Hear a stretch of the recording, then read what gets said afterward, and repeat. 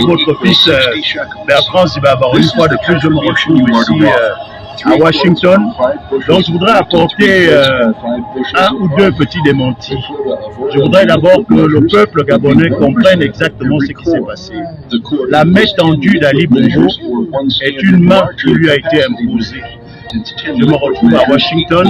Il lui a été demandé d'organiser cette rencontre. Cela lui a été demandé par la communauté internationale et principalement les autorités américaines le 14 décembre 2022. Donc cette main tendue est tout à fait normale et je demande à toute l'opposition gabonaise de s'y rendre. Ça n'a rien à voir avec le dialogue d'Ambodje. Ça n'a rien à voir avec Ali Bongo, président du Gabon. Nous parlerons du Gabon et des élections qui vont se tenir. Et elles se tiendront bel et bien lieu cette année en 2023. La deuxième chose que je voudrais dire et qui n'est pas moins importante, c'est la composition hétéroclite de la plateforme qui a été composée.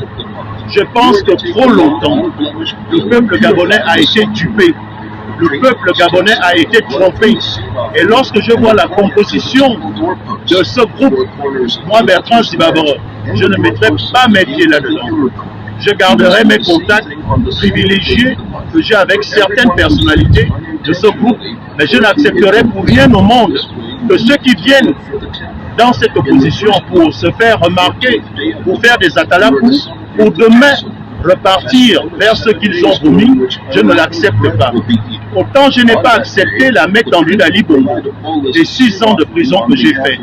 Dieu seul sait, Ali Bongo le sait. Depuis 2017, il m'a proposé l'entrée au gouvernement. 3 mois avant ma sortie de prison, il a envoyé le général Oligui me rencontrer pour la vice-présidence de la République du Gabon. Je ne pense pas qu'à cet instant, quelqu'un m'obligeait à dire non. Mais j'ai clairement dit non à Ali Bongo Ondimba en 2016 à Bolosoville. Et je ne pense pas un jour retravailler avec lui, parce que cet homme n'a aucun amour pour notre pays.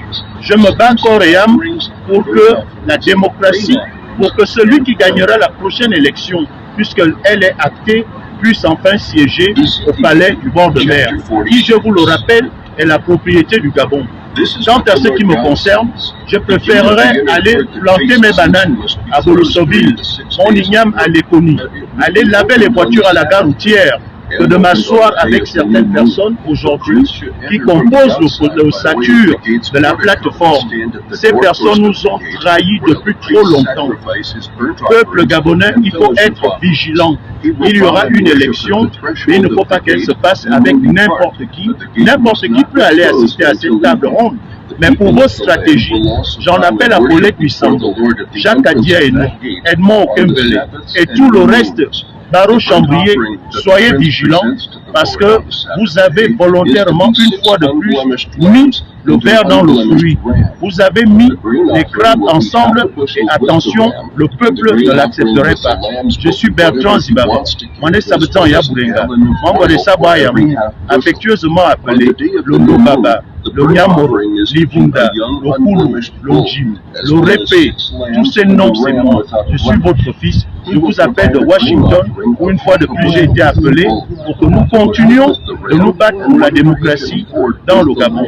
Vive notre pays le Gabon, que Dieu bénisse le Gabon, je vous remercie.